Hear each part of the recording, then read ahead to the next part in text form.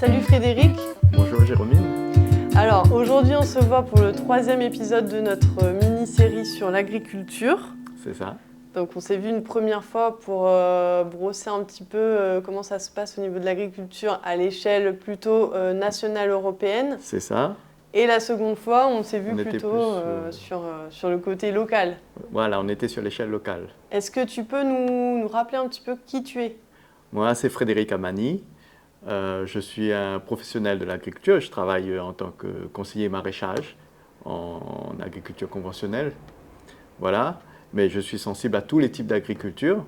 Et aussi, j'ai une sensibilité aussi pour la filière riz locale qui se met en place actuellement et qui, j'espère, ira loin avec nous, tous les Réunionnais, et peut-être même au-delà.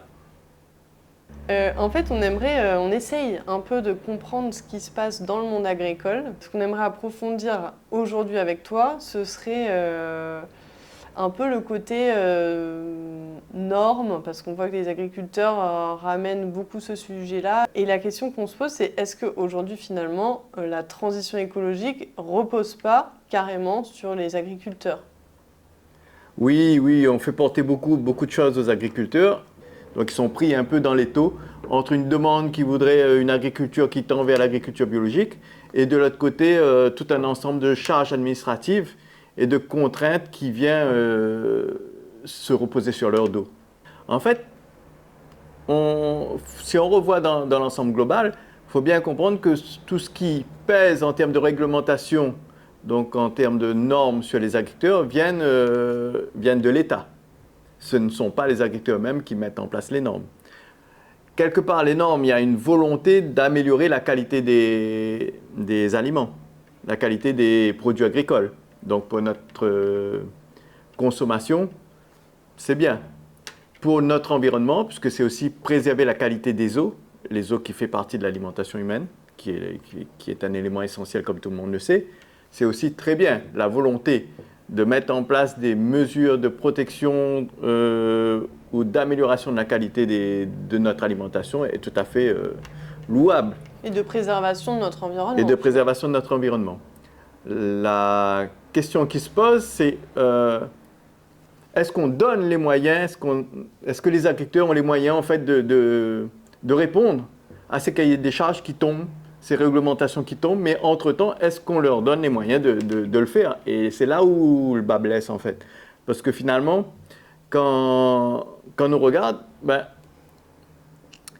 les normes arrivent plus vite que les moyens d'améliorer ou de changer de pratique agricole. Par exemple, si on prend le cas de l'agriculture biologique. Aujourd'hui, il y a à peu près 10% des agriculteurs qui sont en agriculture biologique. Ça doit représenter entre 400 et 500 à La Réunion. Ça correspond à peu près à 6% du marché de l'alimentation, ce qui est finalement très très faible. Les contraintes qui arrivent avec, c'est que les coûts, la mise en place d'une exploitation en agriculture biologique de manière rentable fait que le produit qui va en sortir au final va être plus cher. Pourquoi ? Je reviens un petit coup sur l'agriculture biologique, par exemple. Le principe de l'agriculture biologique, c'est de se passer de la chimie de synthèse, ce qu'on appelle les produits phytosanitaires de synthèse. Parce que l'agriculture biologique a ses produits phytosanitaires naturels. Oui. Ils ne sont pas non plus indemnes de produits, hein, c'est pas ça. On n'utilise plus les produits chimiques de synthèse. C'est bien parce qu'on sait, la science le sait. On peut dire qu'à l'époque, dans les années 60, 70, même avant, quand a démarré l'agriculture qu'on connaît aujourd'hui, on ne savait pas. À l'heure d'aujourd'hui, on connaît, on sait de plus en plus que les produits chimiques de synthèse causent des problèmes pour la santé. On est passé en l'espace de 20 ans de 3000 molécules chimiques dans le domaine agricole à moins de 1000 aujourd'hui. Donc il y a eu un travail de fait pour assainir, pour diminuer. Mais il ne faut pas oublier qu'il y a une nécessité de produire à manger. Quand on passe de 3000 à 800, ça veut dire qu'on a enlevé des outils de production. Il y en a qui disent, ben, pourquoi ne revient pas derrière? Pourquoi ne revient pas avant? Avant, on pouvait faire. En effet, mais avant, on prenait monsieur, madame, on mettait dans les champs, on prenait même les enfants, on ne les envoyait pas à l'école pour venir travailler au champ. Parce que la plus grosse charge, en fait, des produits chimiques, pour qu'on les utilise, c'est surtout pour désherber. C'est-à-dire, il y a la problématique des insectes, il y a les problématiques des champignons, et il y a la problématique du désherbage. C'est-à-dire qu'on sait aujourd'hui, ou on estime, ça a toujours été d'ailleurs, hein, ce n'est pas que d'aujourd'hui ça, que la concurrence des mauvaises herbes empêche la plante de produire pleinement, d'offrir son plein potentiel de production. Du coup, il faut enlever les herbes. Et ce qu'on a trouvé de plus simple à faire, c'est de mettre en place des produits chimiques de synthèse pour désherber les sols. Mais si on enlève, est-ce qu'on va reprendre les enfants, les sortir de l'école pour les amener au champ? La technique, c'est de prendre un tracteur et de trouver les outils, de construire les outils pour désherber pendant que la plantation est en cours. Ou même avant. Ça veut dire qu'il faut investir dans un tracteur, il faut investir dans des outils. Tout ça a un coût. Quand on dit aux agriculteurs, il faut faire la transition écologique, on leur dit, vous ne devez plus faire ça, vous n'avez plus ces produits pour travailler. Mais on ne leur dit pas, on va vous financer de la main-d'œuvre, on va vous payer des salariés. Non, ils doivent faire la même chose avec leurs propres moyens. Et déjà, est-ce qu'on leur dit clairement la raison pour laquelle ils ne peuvent plus utiliser tel ou tel produit? Oui, il y a quand même un gros volume de formation, si on vient là-dessus. Le plan Ecophyto, qui est un plan ministériel de diminution des intrants chimiques, des produits chimiques de synthèse, a prévu, à échéance maintenant, je crois que c'est 2027, mais à l'époque c'était 2018, ça avait commencé en 2011, une diminution de 50% des produits chimiques dans le monde agricole français. Réunion compris, hein, même si on est au milieu tropical. Sauf que, arrivé à l'aube de 2018, on était toujours à 100%, on n'avait pas réussi à diminuer les intrants chimiques de synthèse en fait. Malgré les encouragements financiers, malgré les préconisations ou le cahier des charges mis en place, les agriculteurs ils n'avaient pas de solution pour travailler sans.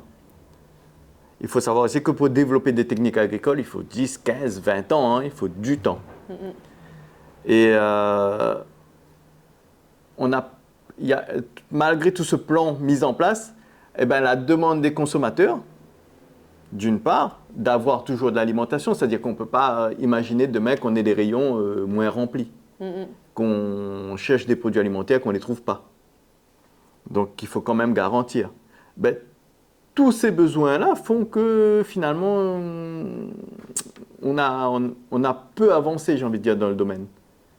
Mais les efforts continuent parce que depuis 2011, des programmes de recherche ont été mis en place, des programmes d'expérimentation, de nouvelles techniques. Mais il y a encore beaucoup de travail, hein. Il y a vraiment encore beaucoup de travail. Donc tu veux dire on a peu avancé dans la transition? Oui, pour l'instant, je trouve qu'on a peu avancé dans la transition. Il y a eu beaucoup de budget de communication, il y a eu beaucoup d'incitations financières, mais le gros volet pratique qui est, si je prends le cas du désherbage, comment une exploitation qui aujourd'hui désherbe chimiquement arrive à le faire demain autrement, sans surcoût, pour retrouver sur les étals des produits alimentaires au même prix que ce qu'on avait dans la technique conventionnelle. Il y a 5 ans derrière ou 10 ans derrière. Comment on fait ça?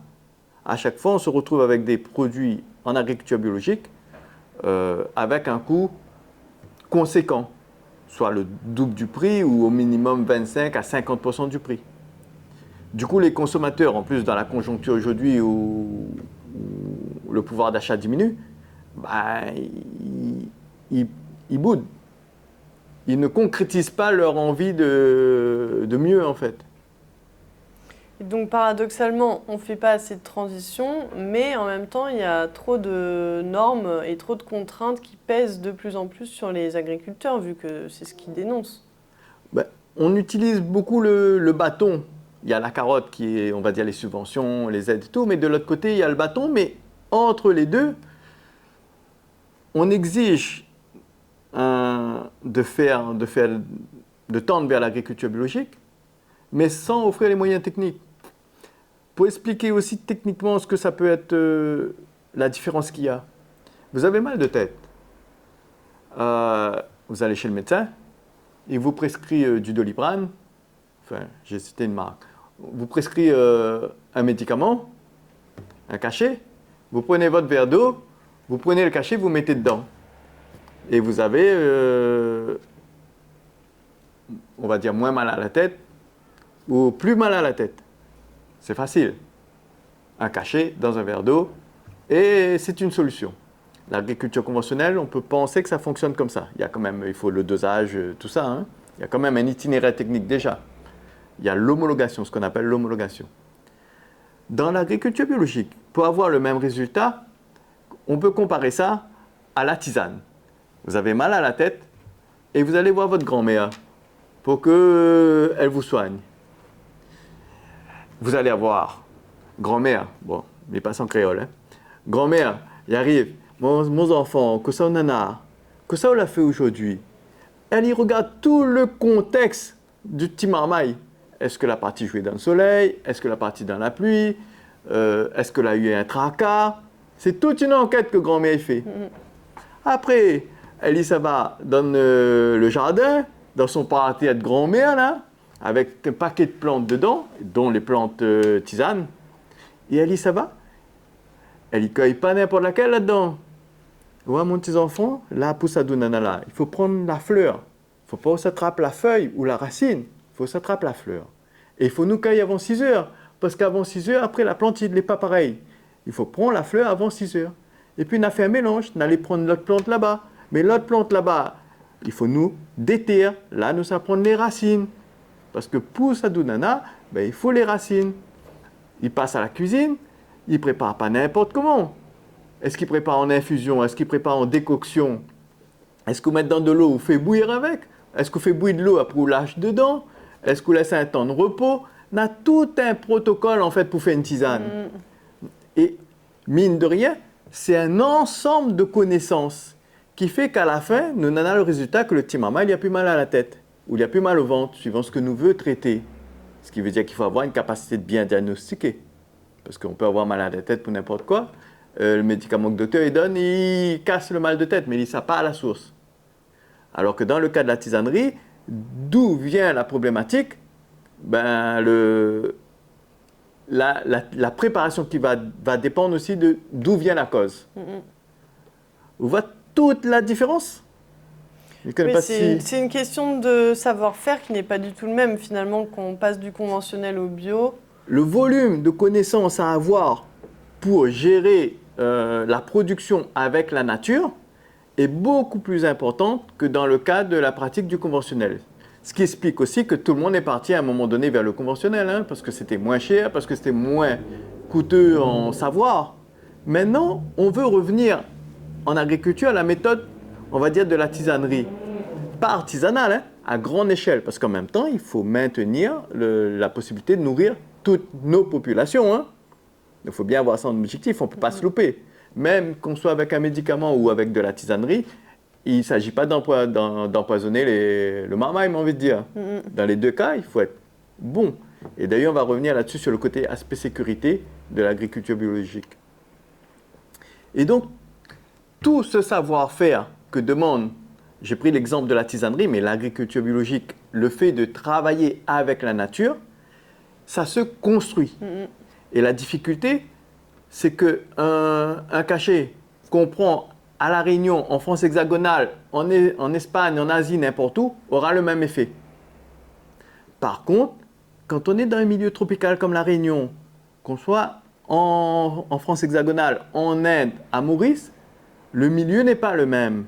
La tisanerie ne sera pas le même. Ce qui veut dire qu'il faut avoir des connaissances spécifiques au territoire et au fonctionnement des plantes du territoire ou du milieu du territoire, le sol, les plantes, les légumes qu'on plante aussi, qui ne sont pas toujours les mêmes. C'est énorme en termes de volume de connaissances à réacquérir.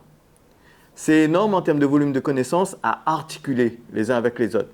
Parce qu'on a on n'a pas qu'un seul problème dans le domaine de la production des plantes. On a les insectes, on a les champignons, différents types d'insectes, différents types de champignons, différents types de plantations, différents types d'herbes.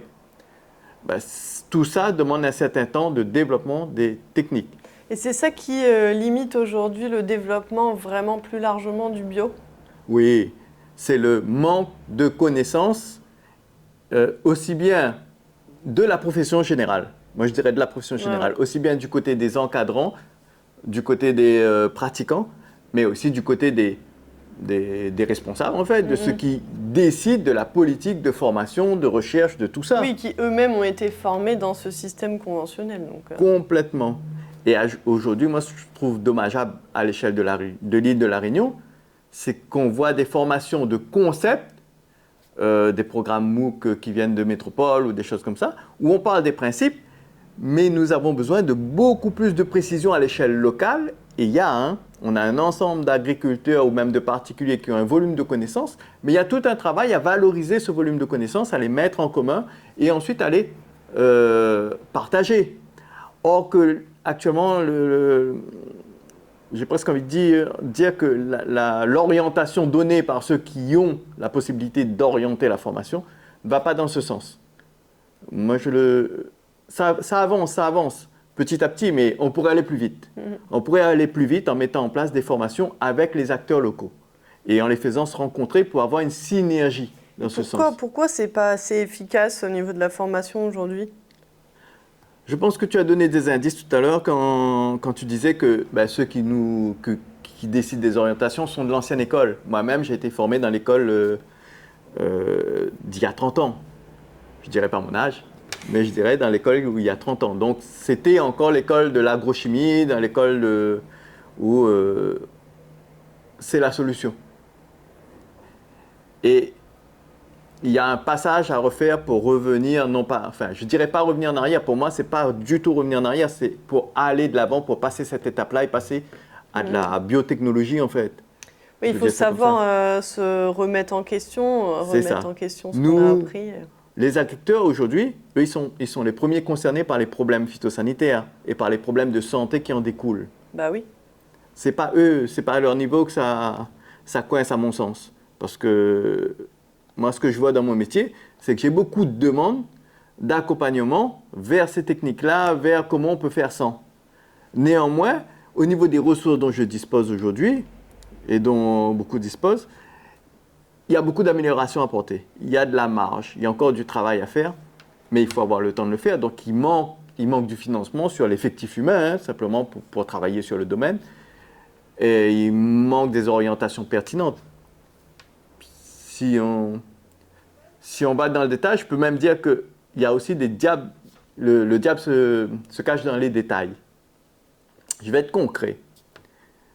Il y a 8 ans de ça, 9 ans, en 2015, avant 2015, on avait un outil ministériel, accessible à tout le monde, c'est-à-dire que n'importe qui peut aller sur EFI, rechercher la réglementation des productions agricoles.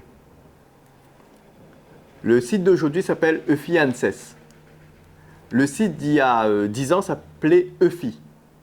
ANSES est aujourd'hui l'organisme qui s'occupe de la réglementation. Tout le cahier des charges de l'agriculture sur les produits phytosanitaires passe par un organisme d'État qui s'appelle l'ANSES, qui est chargé d'évaluer les produits phytosanitaires qu'on met sur nos cultures. Et bien avant ce site, les agriculteurs pouvaient y aller dessus et pouvaient le comprendre jusqu'au point de savoir, pour telle maladie, il faut qu'ils aient une base de connaissances pour connaître la maladie. Mais pour telle maladie, pour telle culture, voilà ce que je peux utiliser comme produit phytosanitaire. Voici les conditions d'utilisation des produits phytosanitaires. Et comme on dit en homologation, en réglementation agricole, tout ce qui n'est pas autorisé est interdit. Donc ils avaient vu sur ce qui était autorisé. Il y a eu une modification toute simple. C'est pour ça que je dis que le diable se cache dans les détails. Il y a eu une modification du site EFI, parce qu'ils ont dû changer de prestataire. Ils ont remodelé le site web. Aujourd'hui, je défie les agriculteurs pour pouvoir identifier comment, avec quoi se protéger, lutter contre des problèmes qui arrivent sur leur culture. Tu veux dire, on ne peut plus savoir ce qui est autorisé de ce qui ne l'est pas? On peut toujours le savoir, mais plus difficilement. Donc cette difficulté rajoutée dans un simple outil fait qu'aujourd'hui, beaucoup d'agriculteurs ne peuvent plus mettre en œuvre leurs pratiques aussi facilement qu'avant. Donc le risque d'erreur augmente. Le temps consacré pour faire cette tâche augmente. Donc il y a une inadéquation en fait entre la direction qui dit faites comme ça, mais voici avec quoi faire. Et ça ne correspond pas aux besoins. Donc on pourrait imaginer qu'on pourrait avoir une transition écologique plus efficace et moins douloureuse, entre guillemets, pour les agriculteurs au final? Oui, oui, complètement. Sincèrement, je suis persuadé qu'on peut faire de la production, beaucoup plus de volume de production en agriculture biologique si on s'y prenait bien pour apprendre à le faire. Ça, c'est important. Et on sait qu'il y a des financements sur la formation, notamment ce qu'on appelle les fonds VIVEA, les fonds de formation, puisque les agriculteurs cotisent en tant que professionnels, ils cotisent à des fonds de formation. Et il y a un ensemble de formations qui sont faites, mais on pourrait être beaucoup plus efficace, mais il faut commencer par aussi bien former les agriculteurs que former les encadrants en écoutant les besoins des agriculteurs et les besoins des encadrants, des accompagnants, de tous ceux qui travaillent avec la filière. Et non pas parachuter juste la volonté pyramidale, j'ai envie de dire ministérielle, avec des concepts. Parce qu'avec les concepts, on ne peut pas faire de la précision. Le panel d'outils dont on dispose pour accompagner la transition écologique, à mon sens en tant que professionnel, me paraît limité. On ne sait pas comment désherber des cultures à grande échelle, sans désherbant en fait. Donc en fait, c'est un manque de recherche et de développement, quoi. Ouais, complètement. Ok. Un manque de connaissances, de compétences là-dedans. Parce qu'on n'a pas développé, parce qu'on n'a pas mis les financements dessus pour savoir le faire. Et parfois, le remède, j'ai envie de dire, si on s'y prend mal, peut être pire que le mal. On va prendre un sujet un peu litigieux, le glyphosate. Si on compense le glyphosate par du désherbage mécanique à tout va, on va déstructurer les sols. On va mettre la couche. Le sol, c'est un milieu vivant avec les couches superficielles, avec sa faune et sa flore, et ainsi de suite, à chaque tranche. Si à chaque fois on retourne les sols, ça veut dire qu'on prend ce qui est en haut, on le met dessous, il n'est pas fait pour vivre dessous. Il est fait pour vivre sur la couche supérieure. Ce qui est dessous est fait pour vivre dessous, et ce qui est dessus est fait pour vivre dessus. Et si on fait des travaux de sol régulièrement, en plus on met les sols à nu et tout ça, donc avec le soleil qui tue aussi un ensemble du vivant, ben on déstructure complètement les sols et on finit par avoir des sols abîmés, qui ne va pas pouvoir être le terreau nécessaire pour avoir une bonne production. Le glyphosate est litigieux et les désherbants sont litigieux, mais d'un autre côté, normalement, si on le fait correctement, ça veut dire qu'on tuerait le couvert végétal, mais on ne déstructurerait pas le sol. Dans les deux cas, il y a un équilibre à trouver et peut-être une complémentarité à trouver à un moment donné. Mais compenser le désherbage par systématiquement retourner les sols n'est pas, à mon avis, la meilleure des solutions non plus. Et est-ce qu'on peut imaginer à l'heure d'aujourd'hui ramener du monde dans les champs agricoles pour aller désherber à la gratte? Qui c'est qui va faire ça? Qui c'est qui va payer ça? Oui, c'est des nouvelles manières de faire qu'il faut trouver en fait. Voilà, ça veut dire qu'il faut développer des outils spécifiques pour les désherbages qui ne déstructurent pas le sol, mais il faut le faire. Et pourquoi c'est pas... Parce que pour développer des techniques agricoles, il faut 10 ans. Il faut l'initier. Donc à chaque fois qu'on prend du retard, c'est-à-dire qu'on n'écoute pas la profession, ceux qui travaillent dedans et qu'on pond des directives d'en haut, si ce n'est pas judicieusement pensé, on arrive sur une proposition qui n'est pas adéquate. Et à partir de ce moment-là, il faut recommencer. Donc c'est 10 ans. Si on a pris 3 ans pour évaluer ce que le ministère a envoyé, par exemple, ce que la directive a envoyé, et que ce n'est pas bon, ça veut dire qu'on a perdu 3 ans, voire 4, voire 5, le temps qu'on réenclenche un programme de recherche. Tu vois? Donc ça patine. J'espère que ça va arrêter de patiner et que ça va aller mieux. Mais pour l'instant, ça patine un peu, ce qui explique ces volumes. Ce qui explique que... Parce qu'il faut faire de l'agriculture biologique, oui, mais il faut arriver au volume de production pour avoir les produits sur le marché. Et à un coût acceptable pour monsieur, madame, tout le monde. Est-ce que c'est possible, ça, de faire de l'agriculture biologique à suffisamment grande échelle pour remplacer le conventionnel aujourd'hui dans les supermarchés, partout? Je pense que c'est possible, mais à échelle du temps long, pas du temps court. À mon sens, avec les moyens technologiques d'aujourd'hui, avec tout ce qu'on a comme possibilité, si on s'y prend bien, on devrait y arriver. Et il y a du monde qui travaille dessus. Il y a des fermes privées, il y a du monde. Maintenant, il faut que tout le monde travaille en cohésion, j'ai envie de dire. Je pense qu'il y aura de l'amélioration à ce niveau. Je reviens un instant sur l'agriculture biologique et ce qu'elle amène comme plus. Les produits de traitement en agriculture biologique sont de la chimie naturelle, pas de la chimie de synthèse. Ça veut dire quoi? Ça ne veut pas dire que, par exemple, si on prend les plantes produisent des insecticides naturellement pour détruire leurs parasites.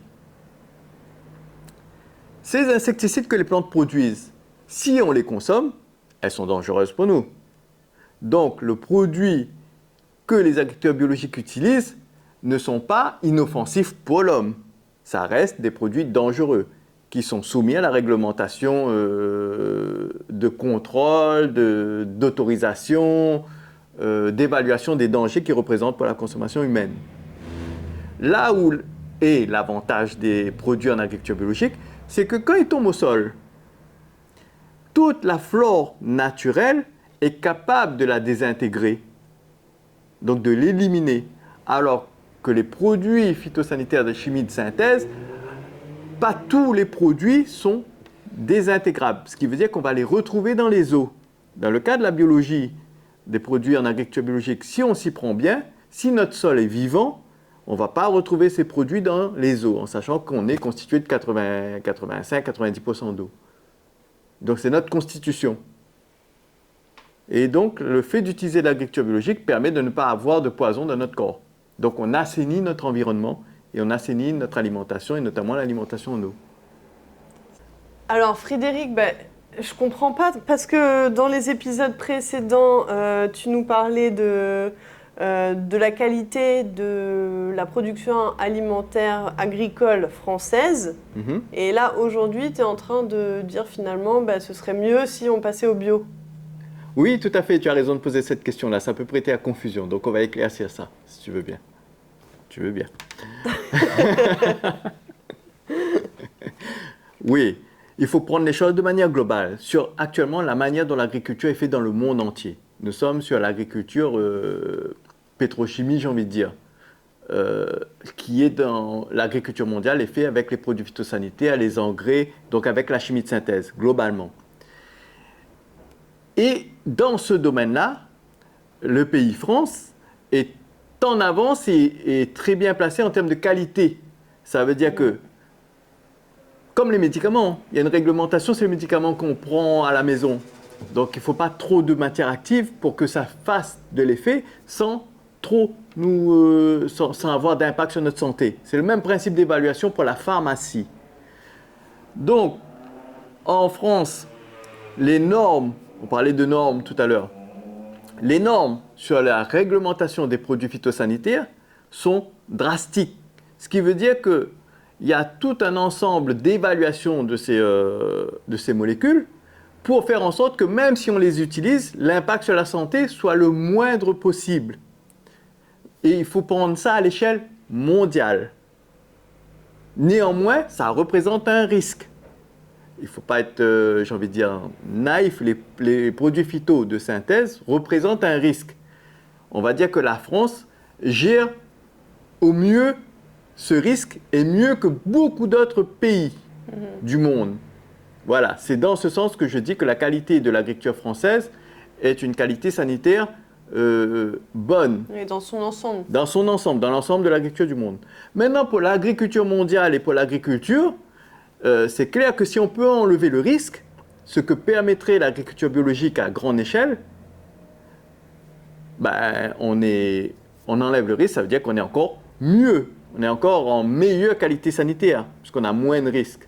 Quand on a un risque, on se prend le risque de temps à autre dans la figure. C'est ce qui est arrivé sur la chlordécone, sur d'autres problématiques. Quand on a enlevé le risque, ben, on n'aurait pas eu ce problème de chlordécone dans les Antilles si on avait utilisé une matière active qui pouvait protéger les bananiers tout en étant dégradés dans les sols. Donc on ne les aurait pas retrouvés dans les eaux. Voilà. Je pense avoir été clair. Il faut reposer les choses dans leur contexte. Oui.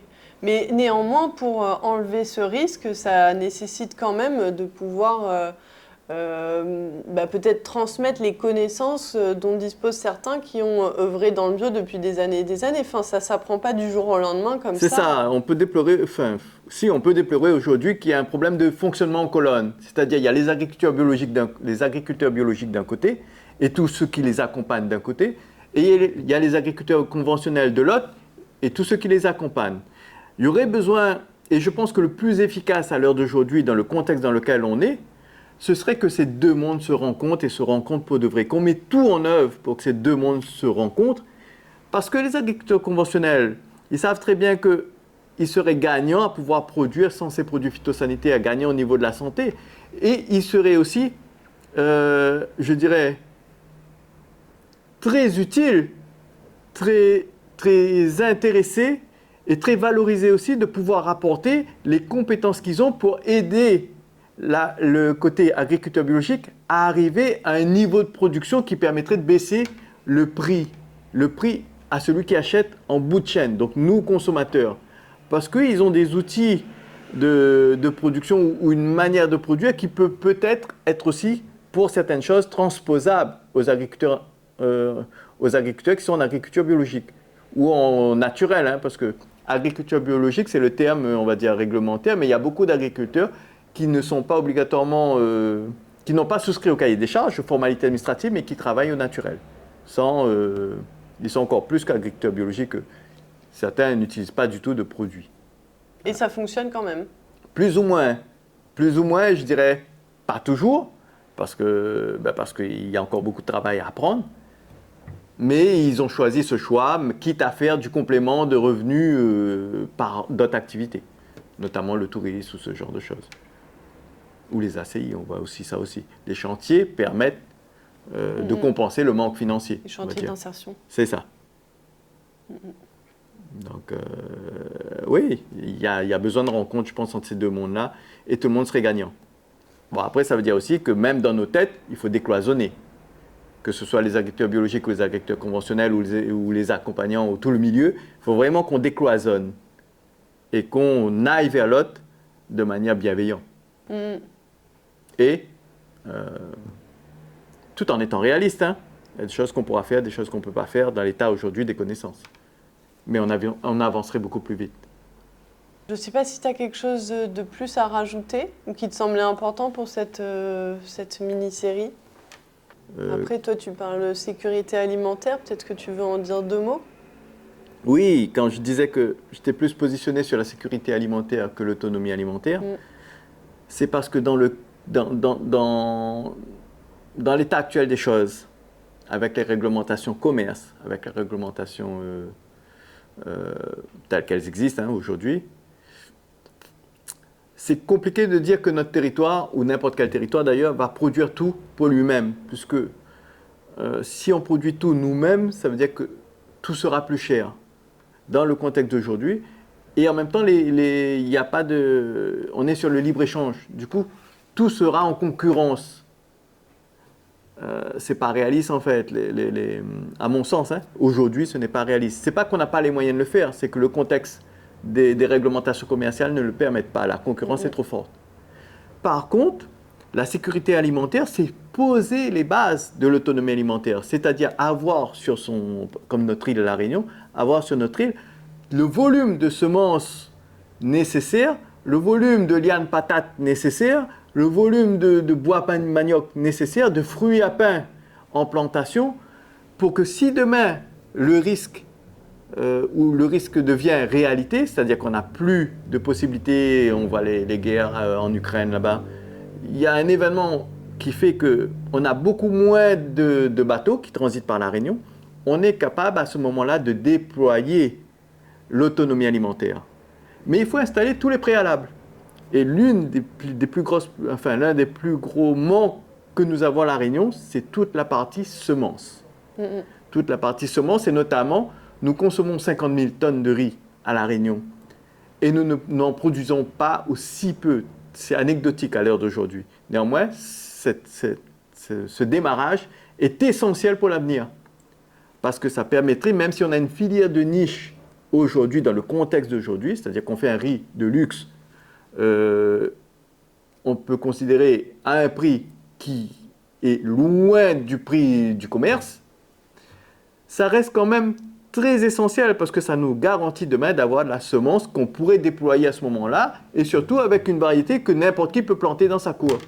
C'est ça, poser les bases de la sécurité alimentaire. Une variété qui soit adaptée au sol. Ben, c'est une variété qui est présente depuis 30 ans, la Dorado, et elle est complètement adaptée et plastique puisqu'on peut la planter de Sillaos à la Possession, Grand Bois, dans l'Est, à Saint-Denis, n'importe où. Du moment qu'on est dans les bonnes conditions, ce qui est très facile, hein, de l'eau, de la terre, elle pousse, elle produit. Et après, il ne faut pas négliger tout l'apport en racines, tout ce qu'on a déjà et qu'on a des connaissances dessus, les patates, les maniocs, tout ça reste aussi essentiel parce qu'il faut de la mixité, tout simplement. Mais cet apport qui nous manque aujourd'hui, parce que tout le reste, on pourrait à peu près faire, les légumes, tout ça, on pourrait à peu près faire, parce qu'on est déjà à 70% autonome là-dessus. Mais la base d'amidon, là, c'est celle-là qu'il faut soigner, qu'il faut installer, j'ai envie de dire. Bah, merci beaucoup Frédéric pour cette série très instructive. Au plaisir. Au plaisir, à une prochaine.